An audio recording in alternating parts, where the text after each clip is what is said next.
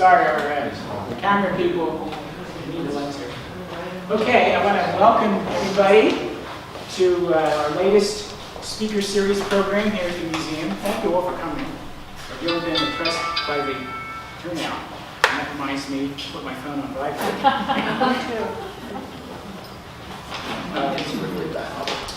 And our speaker for today is our museum director, Jennifer Garey. Before I introduce her, I just want to make some quick comments. Our speaker series will be going on hiatus for the month of August while we're involved with preparations for the Tastings Festival, which takes place in August 29th. And you each have cards about the festival, and please take some time to look if you haven't already signed up. We'd like to welcome you to come. And there's also, you can go to the website, rbtastings.com, for more information. It's our annual fest, and it's always a fun event for people to enjoy. When we resume in September, our speaker will be Mr. Jack Latimer. He's the director of the Vista Historical Society, and he'll be doing a program on aspects of Vista history. He spoke for us last year, and he's a speaker we always enjoy very much. So now let me introduce our speaker for today, Jennifer Garey, who's the director of our museum, and she's a person with eminent qualifications to talk about our subject today. She, in addition to being our museum director, she's the president and CEO of Arts and Antiquities, which is a museum consulting and freelance curation company. She's also a Governor of California appointed commissioner for the California Native American Graves Repatriation Oversight Committee, and an adjunct professor at Palomar College in the American Indian Studies Department. Jennifer holds a graduate degree from Cambridge University in England and an undergraduate degree from Occidental College in California. We're very honored to have her assume our directorship, and we're honored to have her as a speaker today. So without further ado, I'll introduce Jennifer Garey. Thank you so much for coming out. I appreciate it. Okay, so we're going to talk about basically the treasures in your attic. And the first thing that I was thinking you should do is, if you have a treasure, does anybody have sort of a treasure in mind, something that they kind of came here thinking about, they wanted to know more about, or, okay, good. Okay, so keep that in your mind throughout the whole process. If you didn't come with a treasure, I brought a few. You have to give them back to me, though. And I will pass this box around. Please help yourself to a treasure, and that will be your treasure for the duration of the talk. Okay, so what is a treasure? And that's what we're going to talk about first. We're going to look at a couple different things. What is it? How do we sort of signify its value? We're going to look at how it might disintegrate, so therefore we need to know how to take care of it. And then what you want to do with your treasure. So that's what we're going to talk about. Okay, so what would you think a treasure would be? Sometimes we think a treasure is something that's old, right? We say, oh, it's really old. So maybe it's something rare. Maybe it has some sentimental value, so something maybe that's passed down through your family. Maybe your treasure is something like that. Or maybe it's associated with something or someone, like Lincoln's hat. This is Lincoln's hat. So that's an association. Otherwise, it's just an old hat. So it might be significant that it's old, but it's Lincoln's hat. So that makes it particularly important as a treasure. Okay, so think of your object in terms of why it's significant to you. And those at the box, it's probably not very significant because this is the first time you've seen that quote-unquote treasure. Okay, so we want to look at our object. And this is when I say look at it, and you'll notice I say look at it because we're going to look at it different ways. We're not just going to look at it like we're looking at it. We're going to actually look in different ways. So what is it really? How is it significant? Why is it important? And some of these treasures that are coming around to you that may not look significant now, we're going to talk about how they can be significant as objects that can talk, to tell a story. We'll look at that too. And then how do we care for it? What do you do with it? What do you do with your important piece? And then what is it worth? We're going to talk about what value means. And there's so many variations of value when we talk about museum objects or just personal objects. So we'll talk about that as too. Okay, so there's two ways to look at your object. The macro, on the macro level, so the huge sort of overview of it, and the micro level. And we're going to talk about those two ways to look at your object. So how do we look at it on the macro level? Macro meaning, obviously, is context, okay? So what I mean by context is what is its place in our world? What is its place in our society? What is its place in our history? That's the macro level. How is it significant to our family? How is it significant to our state, our country, our nation, as human beings? These are all questions that we talk about. We talk about the macro level. So why is it important to us? So first I want to ask you what this is. Sports jacket. Sports jacket? Everybody agree with that? What about this? Alcohol. And that? And that? I don't know. Yeah. Do they seem invaluable and significant in any way? No. Just, what's that? Like a fencing jacket. Fencing jacket? Yeah. Okay. So it's kind of just stuff. Yeah, this kind of stuff, a sweater, golf ball, right? Okay. Well, what if I was to tell you, these are who they're associated with? What if I was to tell you, that's Mr. Rogers' sweater? That's just not any jacket or sweater, that's Mr. Rogers. But that golf ball was Bing Crosby's. Oh. So now it's not just a golf ball anymore, is it? That's not just a telephone, that's LBJ's telephone. Ooh. And this is World War I gas mask. I'm not sure how they exactly worked yet at all. That's your gas mask. So now they have this significance. You have an association with an individual. Right here, these are all individual. And this is association with a huge event, so historical. So now these objects take on a whole new meaning. And that's the part of the macro level. What's its place in history to us? What does it mean? And beyond that, all the kinds of stories that you can tell with a telephone, for instance. What kind of story? What was he talking about? Who was he talking to? What was the significance in history? This is how objects can talk. Okay, here's another one. Any idea? Anybody been here?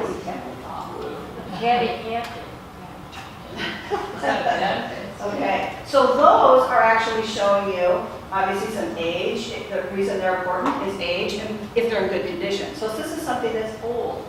So obviously, so the first one is a Duncan Fife side piece, Chippendale period chairs. So these are representative of artists, artisans of a period, turn of the century here, 1765 here, that are representative of an artist's style. So within that sort of decorative arts studies, these would be significant because of that.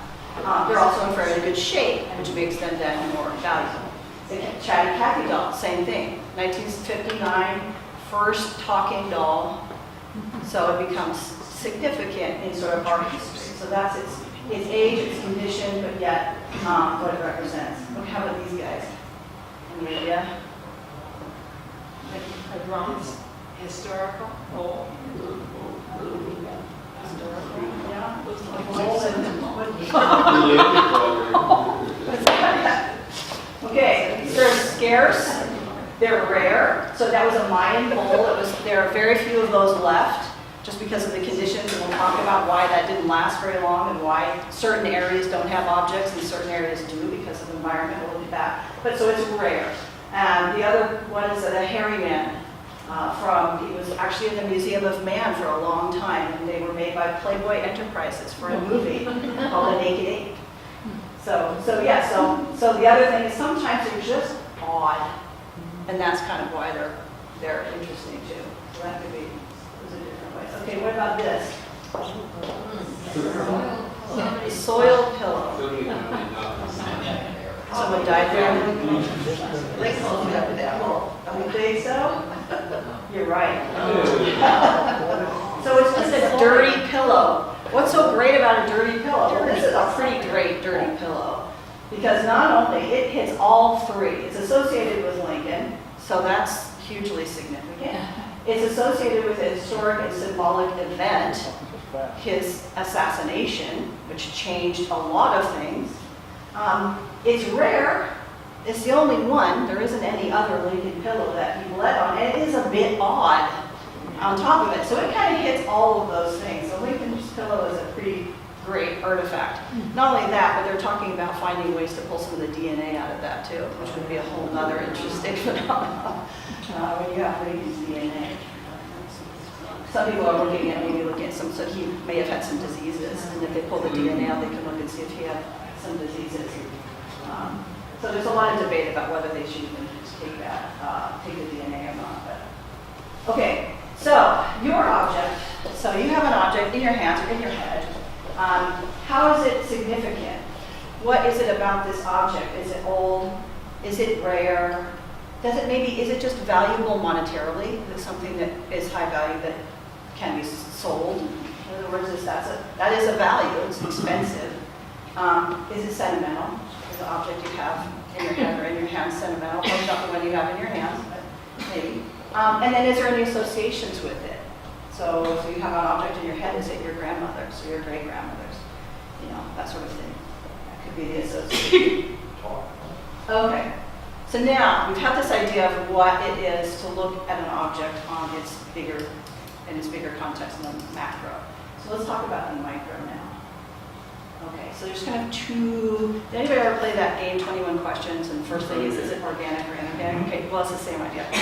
So is it organic or inorganic? That is going to determine a lot about how you take care of it, because that's going to determine how it falls apart. Everything falls apart. We all know that. We all fall apart. Everything falls apart. Everything is temporary. So the weird thing about museums is they have a dual purpose. One thing is they have to sort of bring it available, make it available for people to learn from it and see it and enjoy it or get some information from it, which is why we keep it. But we also have to preserve it forever, which is impossible. And it's impossible to do those two things. So how can we slow the process down? And so the first thing we look at is it an organic or inorganic? So organic objects would be things, obviously, like that game, that are made from living plants or animals. So in this case, this is a silk kimono. So silk is from a living animal. They would include things that are wood, paper, textiles, leather, skins, horn, bone, ivory, grasses, bark. Anything that sort of comes from the environment naturally would be organic. And inorganic, obviously, would have a geological origin, so metals, ceramics, glass, stone, some pigments that you would find, some paint pigments are going to be inorganic, and some are going to be organic. So that's why paintings are very hard, because sometimes they have organic and inorganic materials, and that's what we call composite objects. A lot of objects are composite objects, so they have mixed. They have organic and inorganic. So in a painting, you may have a wood frame, you're going to have a canvas that is going to be made from cloth, those are going to be organic. Your paint itself may be inorganic, based in some sort of iron oxide or metals, or it may even be organic, like a tempera, and actually have egg in it. Then you may also have the glue or what's affixed on it, too, which could be organic as well. A lot of times they're made from horseshoes and things like that. So you have this whole composite on this micro level of various types of materials and how they're going to react in an environment. Okay, so when you're looking at your object, you're looking at it at two levels, the microscopic and the macroscopic, right? So the micro is how it's made. So the macro tells us how to care for it, how it disintegrates, and then also its potential inherent vice. This is something you hear in museums a lot too. Inherent vice means it's going to just hurt itself. So a lot of times if you notice on all of our contracts and anything like that, we'll say we're not responsible for inherent vice. So that saddle that has leather and metal and everything on it, that's its inherent vice. It's going to hurt itself because it's got two different, the metal is going to corrode the leather and things like that. So that's something we can't do anything about. So that's inherent vice. So macro tells us what's significant, what's the story. Both of those things then give us that object's value. So that's how we design value in the broader sense. We'll talk about what that means. So it could be cultural value or it could be monetary or both. All right, so the Declaration of Independence. which is gone for the most part. And this is why. What do we know about it at the micro level? We know what it means. We know, I don't need to tell you about what the Declaration of Independence means at the macro level. I think we all kind of know that one. But the micro level, what does it mean at the micro level? It's written on parchment, so we know that's organic. It's a treated animal skin, so it's usually sheepskin. So we have basically a leather type material. It's inked with iron gall ink, which basically, does anybody know what that is? It's basically an ink that you take metals and sulfate and you mix it with those little balls that grow on trees because the trees are infected with mites and things. It's very odd. Anyway, so that's mixed together. So you have organic and inorganic in your ink. So those are two different composites within the ink on top of everything. So already it's in a bad way. But then we decided for years, we pull it out of its storage to show people. At one point, they paste it on a wall, so now they're adding more materials by adding paste to it, adding more materials, pasting it on a wall to show. It's got sunlight on it, and it basically deteriorates so much that at this point, it's in a bulletproof encasement that's titanium. All of the oxygen is pulled out of that case, and it's only filled with argon gas, basically nitric gas, inside this case. Because if that was to open, you were to take it out, it would just disappear. It's so fragile. It would be, so that if anybody saw that movie with Nicolas Cage, that is complete bogusness. They don't move it around, they leave it there, they don't touch it, and you certainly couldn't carry it around because it would just be dust. That's how bad it is. Okay, so your object that you're thinking of or you have, is it organic or inorganic? Anybody want to share? Porcelain. Porcelain. Okay, so inorganic. With painting, gold and. Okay, so mostly inorganic. Yeah. What do you guys? Organic, I think I got gas word. Organic, okay. Anybody Metal, else? inorganic. Metal, inorganic. Inorganic. Not organic. Positive. Plastic, right. Which is an interesting, we'll talk about plastic. I think I have composite metal and. You do have a composite. Everybody can see your thing. Okay, it's good. So now you know how it might fall apart. So now you know how it's really made. And not really mad, it's really made, but it's okay. What it's made of and how do we care for that? So now you can say, okay, I've looked at it at the micro level. I know what I've got. I've got a composite, I've got plastic, I've got porcelain, I've got metal. So thank you. So how do we care for that? Okay. So this is what we like to call agents of deterioration. So we want to look at what are those forces that then affect those objects that cause physical damage, chemical damage. And damage can be something we see right away, like if we drop a porcelain vase, we're going to see that damage right away. Or damage can be something we don't see for decades, and we see it later. Or it may be something that we won't see for generations. So in the museum business, we have to think in terms of generations. So we treat things like we want our great-great-grandchildren to see them like we see them. And so that's part of that. We'll talk about that. So obviously direct physical force happens most often by improper handling. Dropping something. Picking something up the wrong way, and it breaks because you don't see where it's fragile. So display techniques that aren't good. You hang them on a nail, and the nail falls out of the wall and it falls on the ground. Things like that. Those are huge catastrophic events. Obviously, earthquakes are not good. Can't do much about that, but there are a few things that museums do. War is never good. We witnessed that recently. That was terrible. So war is never good. And sometimes your shelf will collapse too, just if it's not done well. So these are little things, but they are things you see immediately. You see the immediate effects of them. Thieves, goes without saying, that's not too good. They're usually probably not handling it correctly either. Obviously vandals. But improper handling is the largest damage in museums. So most damage that happens in museums is improper handling, which is, because they have all these things in place for environment and everything like that, but a lot of times that's what it is. Usually for home collections, you tend to see improper cleaning, and you tend to see that being in storage issues. Those are the biggest. So a lot of times people want to fix their objects and they'll clean it and cause some damage. But we'll talk about that too when we talk about how you want to use it. Fire is the worst. And I know some of you have probably witnessed that. Fire destroys it completely. There's nothing you can do about that. When a museum has a fire, that's it. It's gone. So sometimes they choose for water damage over fire damage because you can fix that. The other thing fire does is it deposits smoke. So think about smoke as an element and it's being laid across. If anybody smokes or knows people who smoke and you get in their car or get in their house and you smell it, that's permeating within on a microscopic level in fabric and in things that then deteriorates within there.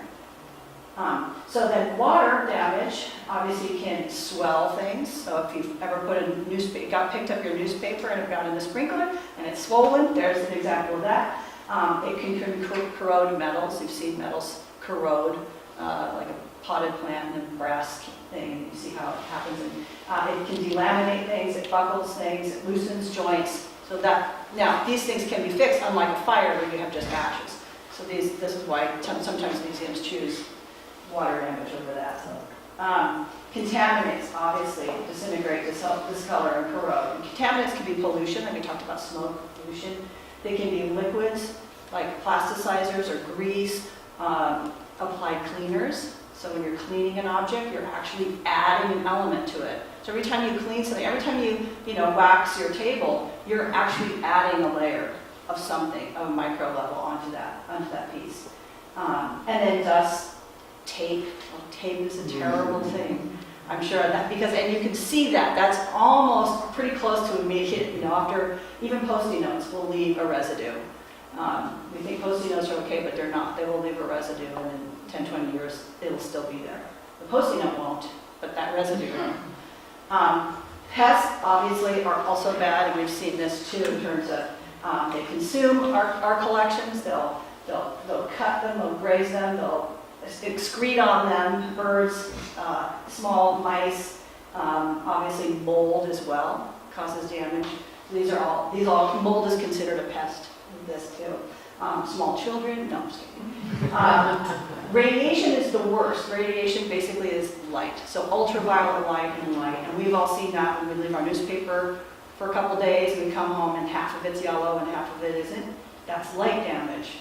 That's the fastest way that you can see it.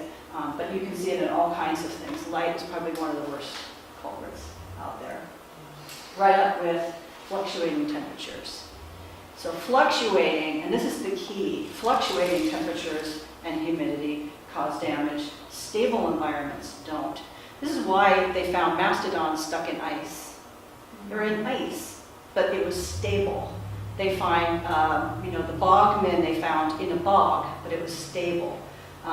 Desert caves, they find things because it's stable. Environments where it fluctuates, hot, cold, hot, cold, hot, cold, you're not going to find a lot of things. So you don't tend to find organic materials, say for instance, in South American sites. You're going to find stonework, you're going to find stone temples, but not a lot of the other stuff because the environment fluctuates so much that things aren't going to decay faster. So that's part of so what you want is stable. And I put the O-ring example here in terms of what polymers, and that's plastics like your thing. So too low, do you remember when the shuttle crash and they decided it was the O-ring, the plastic was too cold. It was too cold, it broke down, and it wasn't able to be flexible and therefore caused that huge accident. So that's this, embrittlement from too low of plastics. And the same with humidity. Humidity and temperature tend to go together a little bit, so we control both of those to keep it as stable as possible. Okay, so how do you know? How do you recognize the symptoms? Talked about a newspaper, you can see that. If you look at it on a regular basis, you can kind of see it. My parents have a painting. Actually, it's a picture that was painted by this guy who kind of took a picture and then painted it. And us, my brother and I were kids.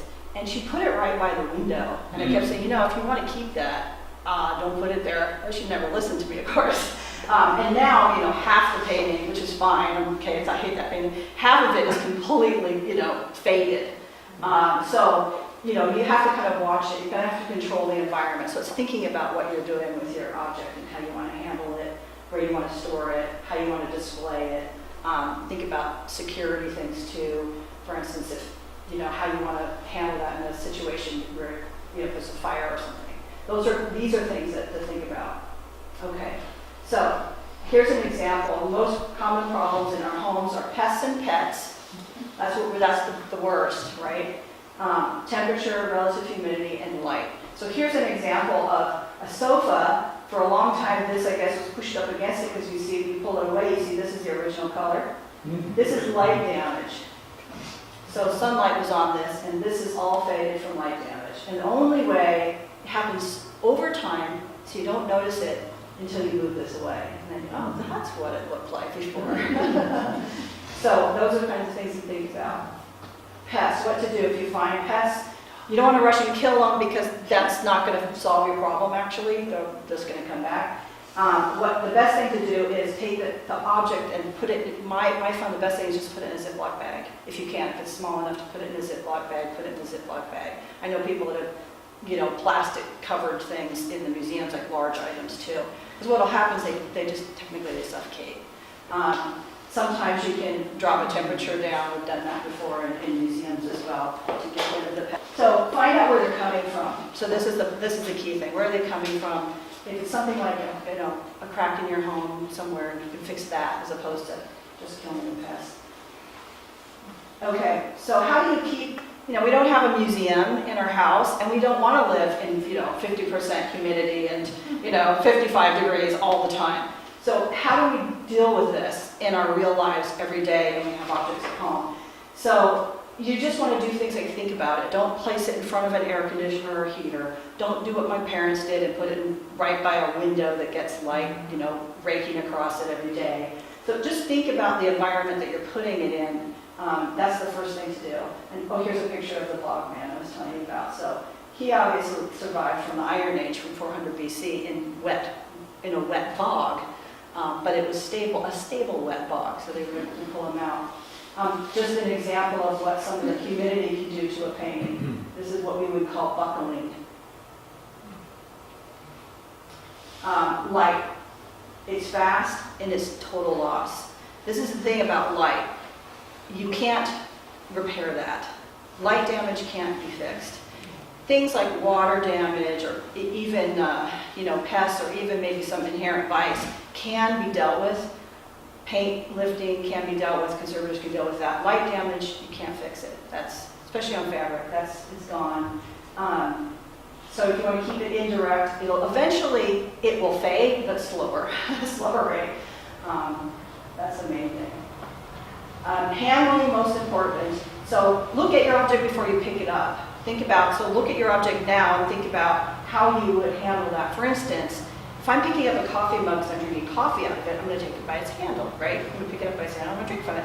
Well, if it's a museum object or it's fragile or it's old, if you pick it up from the handle, that's that one area that's been used so often that it's going to be weak. So a lot of times if you pick it up from the handle and it's been picked up that many times, it can break. The handle can just come off. So we always use two hands and we always pick it up. Almost like instead of a baby. We care for it that way. So before you go anywhere with it or walk anywhere with it, or before you pick it up, think about it. Look at it. How should I pick this up? It's going to stabilize it most you can. And then don't add to it if you don't have to. If you don't have to, please don't add to it. Like cleaners, tape, Post-it notes. Here's tape. You guys have all seen that, but that'll do. So that's, if you don't have to do it, don't do it. Okay, so this is inherent vice. Obviously, there's nothing we can do about that. Here's a metal right here and leather, and you're going to get this kind of corrosion. That's just how it is. A conservator can clean that off, and that's fine. But to remember, this isn't just something added. This is actually part of this piece. So when a conservator goes and cleans a piece of metal, like for instance, even when you clean your silver, what you're doing when you clean your silver is you're removing that old brown or that kind of gray corroded stuff. That's actually your silver. So what you do is the more and more you clean it, the more and more you're removing the actual silver off of your piece. So when a conservator cleans something, they're actually removing original material. So you get to a point where you kind of have to stop doing that, because eventually you're not going to have anything left at some point. Okay, so when that's not enough, you have an object, what do? Do you want to restore it or do you want to conserve it? So these are two things, and people tend to get these two things mixed up. What is conservation, what is restoration? Conservation is that slowing down. The idea for a conservator is to take an object and slow down what could generally happen to it or what's going to happen to it. I mean, they're trained in a way to do that. They're trained by that type of material. A metals conservator does metal, they don't do paper. Paper conservator does paper, they don't do metal. You know, they're all specialists because they know exactly what that micro level and that chemical level is. And what they do is they document what they're doing because this is part of the story of the object. It's kind of important to know if things have been changed on it. And they do what they can to stabilize it. Restoration, on the other hand, is to make it look like new. So restoration is more intensive. It's going to affect your object more, and it may cause damage to it. This is interesting. When I was at Treasury Department, we were doing a complete renovation of the centennial year of Treasury.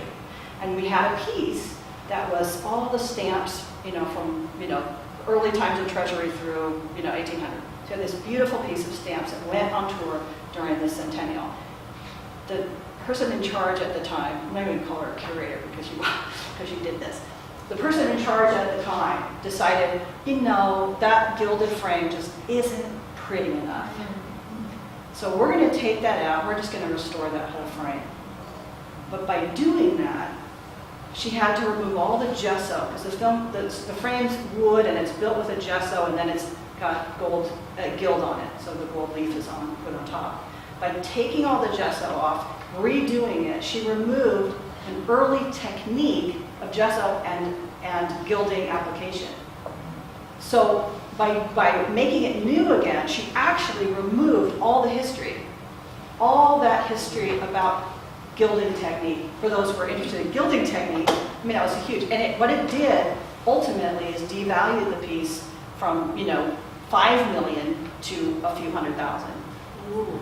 So it's really, so we must think about that when you actually make those kinds of changes. Not only to not even to mention the fact that the history of it is really ruined. So conservation is needed when it's damaged to a point that the object itself is in danger. So here you can see this is the top of a frame. Here's a painting, and this is paint flaking off. So this eventually will be lost, and then you won't have it. So that's when the museum will say, okay, you need to conserve that. Or if you have a painting that you bought at Sotheby's and you want to keep, you would get a conservator there because then it's going to become in danger and you're not going to have it anymore. You're going to actually lose it. So they're obviously highly trained, not only in the ethics of it, so in other words, not removing key elements to the piece like that frame, but in that type of material. So if they do photographs, they understand everything chemically about photographs and how to do that kind of conservation. Okay, so notice if there's sunlight, if you see things like this, which we call this buckling, if you see this, water stains, insect droppings, the best way to know if you have insects if you don't see them eating it is you see what we call frass, which is basically their poop. And if you see that, then you know you have a little problem there. So things like that. So now you know why your object is important. We talked about the macro level. You know how it's made of, and so therefore you know how it'll fall apart. So now the question is, what do you want to do with your object? So do you want to preserve it? And there's levels of that. Do you want to enjoy it? Obviously, you want to do that, right? Store it, sell it, donate it. Is it an heirloom? In other words, are you going to pass it on in your family? So these are all things to look at. Okay, so our homes are not a museum. So how do we enjoy our treasures and care for them? So it's the same thing. So I have a quilt here because a lot of times people like to use their quilts on their bed. That's what they're for. So you have your grandmother's quilt, and you can either do one or two things. You can say, it's my grandmother's quilt, and I want to save it forever, so I'm going to put it in a box and put it in the closet in a cool place, and I'm going to take care of it forever. But then what happens when you do that? Can you enjoy it? You don't enjoy it, yeah. So you make that decision and you say, what does this object mean to me? And if I want to enjoy it, I'm going to put it on my bed, and yes, I know the sunlight may get to it on certain days, and yes, I know I'm going to have to wash it. So, what's the best way then for me to maintain it, but yet enjoy it? I have a couple of pictures that I really, really love that I want to keep for a really long time. And so I have them in a certain place that gets less light, and I keep this one window closed because I want to maintain those pictures. It's something I know is going to fade, but I want to enjoy it. So I just close that window, and that's the way I handle that. But that's what we have to do. We have to kind of make that decision. How do we want to do that? If you decide I'm going to store it, then there's a couple places you can get archival storage. One thing you want to stay away from is cardboard. Cardboard actually migrates acids into your object. Because this is the other thing. Whatever you're storing your object in becomes another object. So in other words, you have materials in your box. Your box is made out of materials, or whatever your bag, plastic bag, whatever you're putting in it is made out of materials that now come in contact with your object, and those two interact. So you have to think about where you're storing it as well, because your materials should be what we call inert. In other words, they shouldn't connect to your object. So if you put a piece of paper in a cardboard box, or even a blanket in a cardboard box, after so many years, you're going to see a yellow stain on it. And that's acid migration from the acidic box. So these are, that's that micro level that gets further and further. So you want to get things that are inert. So maybe you want to donate to a museum. Maybe that's the way you want to go. Obviously, the museum's going to keep it in perpetuity. They're going to do their very best to take care of it, obviously. It's going to be recorded. You'll have your name in there forever. You also have a tax deduction if you want. But when you do that, obviously, after your tax deduction, the museum gets to decide whether they display it or don't display it, or whatever happens after that. So that's something to think about too. Okay, so you know now how to look at your object, right? The macro level, the micro level. Maybe you have an idea what you want to do with it, and we'll talk about values. But I want to hear a little bit about some of you who are thinking of your objects. So your porcelain vase, what's the significance now of that? Well, it is from Europe, and it's at least 120 years old, and underneath it doesn't say Meissen. It has an R, almost as wax or oil. So, and it is completely covered with gold. It's very thin porcelain. You can always look through it. Oh my. It's Okay, so you have old. That was one of the things. You had. Did you say it was? Did you have a family connection to it? Yeah, my aunt. That's right. So you have an heirloom situation, a family connection, association. You have the fact that it's old. You have the fact that it sounds rare. When something is so fragile as that, when it's a porcelain that you can look through, you can bet, particularly if it's old, there are few of them around, because there has been a lot of dropping and breaking. And so especially if you've got something fragile, you can probably guess that might be also rare. So those are good things to think about in terms of then how you care for it, what it's made out of, and that sort of thing. Anybody else have an object in You're there? talking about things in the home that we have? Or Yeah. two items. One's a 83-year-old tapestry of a deer from the World's Fair of 1933. It's beautiful. And I have it hanging in a place where the sun can't get at it. They're very good. And it's just one of the characters. The Excellent. other is an English golf ball from about the year of 1930, and they were definitely smaller than the American golf ball, which has simply changed. Now they're all American size. Right. So it's a wee bit smaller, Huh. and I have that between the gold and a silver golf ball, real golf ball.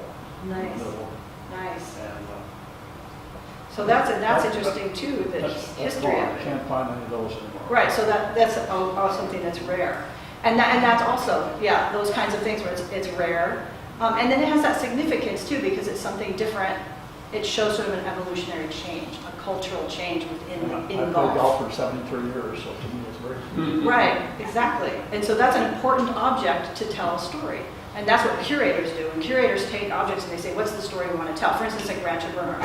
Rancho Bernardo's story is unique. It fits inside the Southern California storyline, you know, Native American, Spanish, you know, this storyline that we all go through. But what makes Rancho Bernardo unique are three, I define it as three things. One, it started off as a town that then disappeared. That's kind of unique. Doesn't happen very often. So they had the old Bernardo. You have a situation with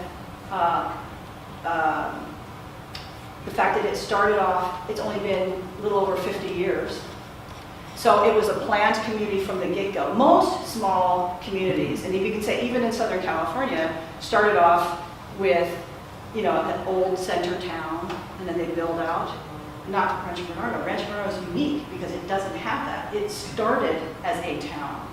So that's really special and very different than any other, town in this area. And the other fun story, I think, is the sort of on and off not so good relationship with Escondido, starting with the whole water issues and the dam, and continuing now. You always hear it. So that's kind of a fun story. So I mean, there are many stories beyond that, and then there's sub-stories in there. But objects are a great way to say those stories, to eventually say, this is how we want to talk about, how this. What's the best way to show? Okay, this is a planned community from the beginning. That this is only 50 years old. Maybe some maps. Plat maps, maybe some architectural designs, things like that actually tell that story. My wife has a very special 87-year-old antique. Me. Take care of him. Take care of him. Now you know how to look at him. Now you know. Yeah, you know how to look at him. Now just take care of him. Okay, so how is he valued though? That's what we're going to talk about. So what is value? Obviously, it's sentimental. So sentimental. Sometimes our objects are sentimental value. That's what it is. It's something that was passed down in our family. It doesn't necessarily mean that anybody else has that significance to it. You know, I have a music box. It's broken. It's, I'm sure, not worth anything, but it means a lot to me because it was my grandmother's, and she gave it to me, and so that's important to me. It's a piece of junk to anyone else, but to me it's hugely significant. So that's sentimental. And then you have historical that we talked about. So the age of it, that it's old, that it's rare, its associations, maybe who it's associated with, its materials, what it's made out of, that could be also significant if it's something made out of a rare material or it's made in a certain way, the technique that it's made. Or that it has that history part to it, like your golf ball. It has some history to it that it can tell a story. And then you have the monetary value, which is what, when we talk about value, a lot of times that's all we think about. All we think about is money, and that's not necessarily true. When we talk about that, then that breaks down too. So your value in terms of your monetary value can be defined in different ways too. So we have market, auction, insurance values are all different. Okay, so if it's an heirloom, if that's what you have, try to write down everything you can. So what you've just told me, about the pieces that you talked about, what you talked about, write it down somewhere. Keep it somewhere because that's the voice. That's what museums do. They catalog everything. They give the object a voice for people to find that object and find out what it is. I cannot tell you how many things that my grandmother had that I show my kids and they have no idea what it is. Oh, the rotary telephone. I found one in an antique store. I said, I'm going to get a rotary telephone. By the way, they don't work anymore. You can't use them because they require a dial tone now. Anyway, so I bought this rotary phone. I said, look, you guys. And I showed my kids who are in college. Let me just tell you, they're in college. I said, look at this phone. Dial my number on this. They pick it up and they're like this. They're putting their fingers through the holes. I'm like, no, you have to spin it. So there are so many things. If we don't have that on a catalog card, or we don't have that written down, not only just the significance, but what is it? How does it work? Why is it significant? These are really kind of neat things to have. And then you can pass those along. Okay, so maybe you're thinking you want to sell it. So if you're thinking that, you're thinking, you know, I think I want to sell my porcelain piece, I think I want to look at that. You want to look at what is your outcome, what's your reason for selling it. That's really important first. And then you want to figure out how much involvement you want to have in it, how much of it's going to be you selling it, and how much do you want someone else to deal with it. And then you want to figure out how you price that. So that, again, is how do we define value. The first way to do it is to get an appraisal. And there's people out there, that's all they do. And just like the conservators, they're specific. So you have people who do, there's a guy here who's head of the American Appraisal Society, he's actually in San Diego, and he's a specialist in weaponry. That's it. That's all he does is weaponry. There's other people who do, like I said, only metals, only paintings, only books, only, And so you want to go to an accredited, so an appraiser that's been accredited, American Appraiser Association, and find them, because they'll do it ethically and they'll give you the right number. Then, once you know what the value is, go to a dealer. Because if you go to a dealer first, obviously, they're there to make money, so they're going to give you less than it's worth, because they're going to take the rest. That's how that works. So you need to know ahead of time before you go to a dealer. Then you want to figure out if you want to go with a gallery dealer, a dealer, or a big dealer like Sotheby's, and how that, depending on your collection.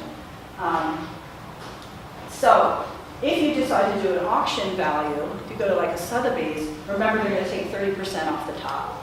So all of those sales in Sotheby's, and you look at those most recent ones, I think something went for $65 million. Sotheby's gets 35% of that. So that's huge.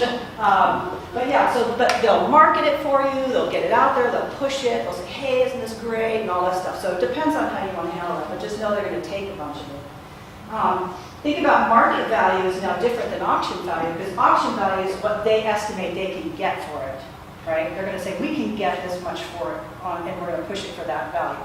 Market value is going to be, it's a little bit affected by auction value, but not as much, and that's based on what the market's going to bear. And the best way to describe that is eBay, right? That's the best way to describe market value. So that's that supply and demand, right? So that's your market value, retail value. And then insurance value is totally different. So in museums, we use insurance value all the time, which is a completely different number. And that is, what does it cost to conserve it? We're not going to replace it. You can't replace Lincoln's pillow.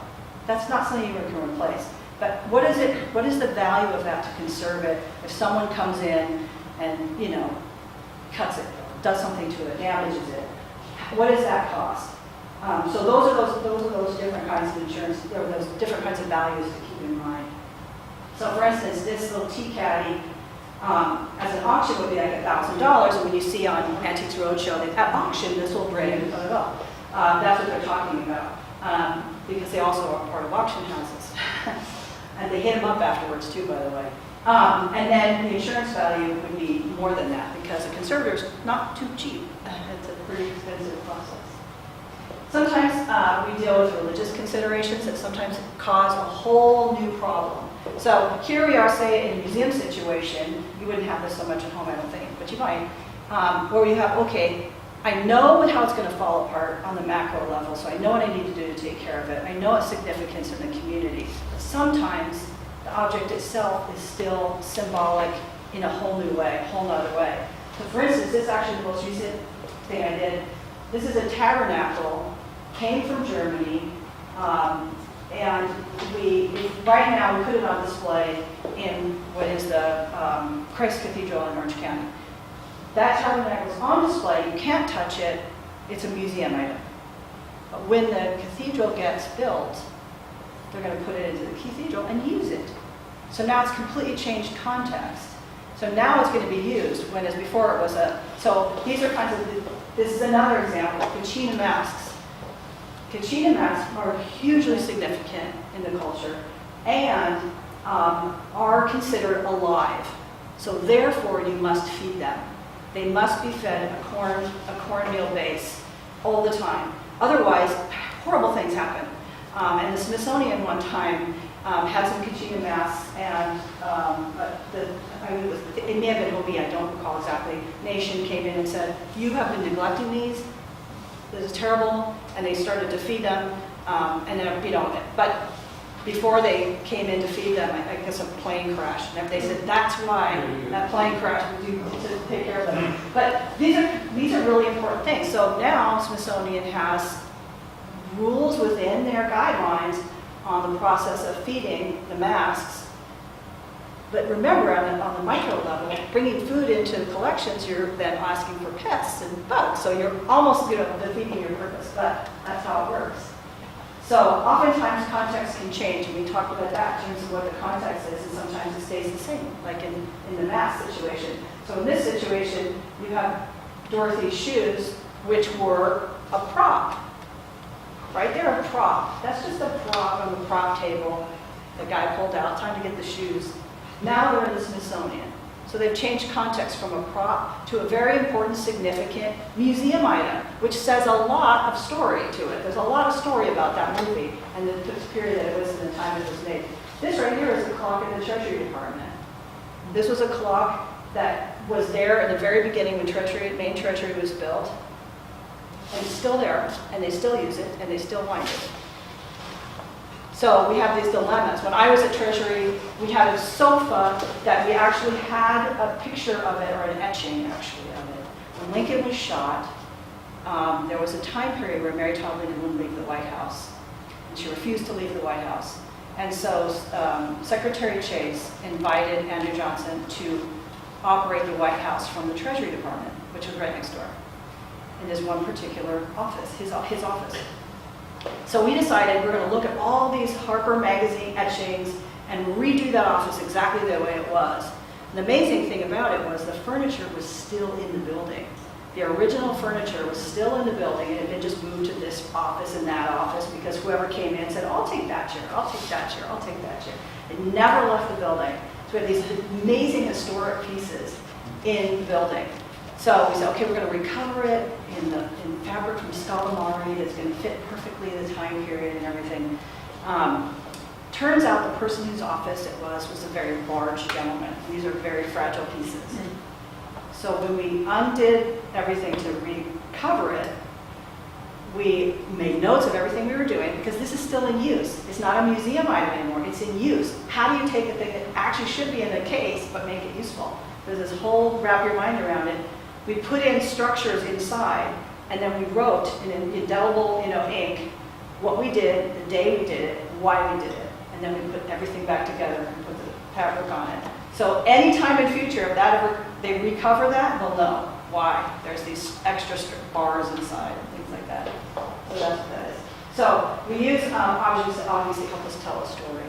So if I could ask you one quick question before we do questions for me. Can I ask you, objects that you have in your hands, could you tell me something about it and how you think it might tell a story? Do you want to start? I think that. Show everybody what you have. I think it probably has sentimental value because it looks to me like a cat's toy. Okay. Actually, that's interesting. That's actually a hair. You wrap your hair around it to make, they're curlers. Oh. And what's interesting about this, I don't know, in the past, you would use, before they made plastic curlers, you would actually use, and you could snap them closed, and you were up your hair, okay. but you would actually use bits of, you would tear bits of fabric. Yeah, and you roll it. So it's the same, it's taking on an old story and making it new, sort of old technique and making it sort of new because it added snaps to it. But, so that's kind of an interesting story about history, right? Okay. Mine's a keychain, and it looks like a miniature head, tennis shoe or something like this. I know somebody gave this to you when you were 10. No, I have no idea right about it. Oh. But what does it tell you about, so what story could it tell you? How would you use it? 1948, we used to wear these. Okay, that's good. Anybody else? Almost got my dog then. And it says on here, food cheap. It so happened when I was 6 years old, we had a little poodle. Oh, And, was that his name? Name Brown. Oh, okay. So, Yeah. So that actually goes to the first sort of automated dog, sort of robot dog that came out, I think about 10, 15 years ago. Yeah, and that was part of his, and he was a robot dog, and he sort of waved in front, like that was our sinks, we did the same thing. But back then, that was really great, and it would bark, and so that was, yeah. So it's kind of this early technology storyline. I don't know, I think this might have been around some living being, so everybody would know where that living being is at any given Bell. time. And there's so many things we could do about bells and stories. Yeah, yeah, it's like a sleigh bell. Yeah. Oh, Like a yeah. little sleigh bell. So we have a whole story of that. I think this is a salt shaker because it opens up and it has little holes in there. Yeah. And you can wind it up so when people Yeah. have their breakfast, a little shaker will. That's good, yeah, and people have collections of salt shakers, that's good. That, actually what that is though, is you put gumballs in it and you wind it up and it walks and the gumballs come out the back.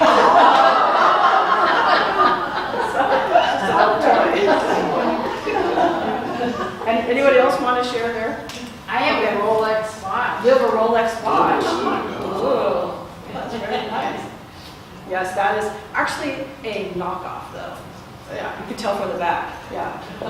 Anybody else want to I've share? got a new golf ball that must have been played by somebody famous. But it's Must have been. That's why I could put have that. been historical. Yeah, it could be. But hey, it goes with that other golf ball story. So those two together, all you have to do is put two of them together, the smaller one and the bigger one, and then you have history. So anyway, thank you so much. Thank you so much for coming and listening. If you have any questions for me, I think we have about 2 minutes. I've got a question. You want to keep these in great shape, but say you had an old desk and from like 300 years ago, and it was in the Chicago fire, and so there's water damage and a little smoke damage. I Would think the pristine desk or the one that? the one with the smoke in the water, because Yeah. that's the story. Yeah. That's hugely significant. I mean, the Chicago fire, and you have pieces of the Chicago fire. You have the story there. So, yeah, sorry, I got goosebumps. Unfortunately, I don't have that. But Yeah. But I would definitely, that's something, No. but that is exactly a beautiful, that damage becomes in itself the story. And so, yeah, that's fantastic. I mean, look, after 9/11, they did a whole exhibit on broken pieces of the towers. And, that was showing that part of that story. So, yeah. Got a little comment on replicas versus the real thing. Okay. And I don't know where to go with that question. Yeah. They're obviously different. Right. What makes them different? I mean, Okay, that's a good question, because actually like 2 years ago, the American Association of Museums had their entire annual meeting on that topic, for the most part, most of it's Thailand and on that part. And it was that whole question about what makes an object, why do people come to museums? That was kind of why would do they want to see the original thing? And when is it that you can't show the original thing? And there's sometimes you can't. Sometimes the object is so valuable. For instance, the Star-Spangled Banner in the flag at the Smithsonian. So that's apparently the original flag that flew in 1812 or whatever, and they can't really show it. So what they've decided to do is to show it at certain times. So they have a panel that comes down. Okay, you can see it. Oh, we close it, now you can't. So they have this sort of thing. Same thing with the Declaration of Independence. So when they become so fragile that they can't show them, sometimes it does help to have a facsimile or a replica. The only thing in museums the standard is to indicate so that your visitor knows they're looking at a replica. So in other words, you say a historic replica or exact replica of the Declaration of Independence. And that's what's really important. But there are times where you just can't, because you have that problem of precision. So sometimes they work great. Sounds like the mud wagon. It's our mud wagon. Exactly. Yeah. And because it's a replica, we can take it places and we can do things with it, and which we would never be able to do with an original piece. I mean, we could, but it would be not very smart because we would lose it real fast. So this is a great way to disseminate information and get it out there and say, this is what it would look like, and yeah. In that case, it works great. Who did you say to take a painting to have it evaluated or to see the authenticity of it? Yeah, I would go to an appraiser, and I would go to What kind of appraiser? painting. Yeah, go to page, is it 20th century or is it? Well, it's a little girl with a hairdo. It's the title. It was at the Brussels State Fair many years ago. And it's a Walter Keane. Okay. And now with the movie lately, Big Eyes. Yeah. That's what it is. It's a Okay. little girl with So I would hair. look for a painting a painting appraiser, but someone that has 20th century expertise. Because you're gonna have painting conservators that just do, Renaissance stuff, and they're not gonna really know as much. So you wanna look for someone who specializes in modern or 20th How about a century. museum? The museums can't appraise things. Museums are not allowed to appraise. So, because what happens is you get a situation which happened a few decades ago at the Getty, which was really bad, which was they started appraising things and they would appraise them as part of their. But they could tell you whether it's authentic or whether it isn't, if you needed to know. Yeah, they could, it depends, if you have a specialist and a curator who could do that, they could do that. But I think you would get, if you went to an appraiser, you'd actually have it in writing. And it would sort of build a little more storyline and history to your painting. So that would be what I recommend, but yeah, you can definitely try that. They tend to be really busy, but if you can get in, then, try that too. You do both, yeah. The comment about eBay, I was given a Chinese calligrapher or something as a gift a long time ago.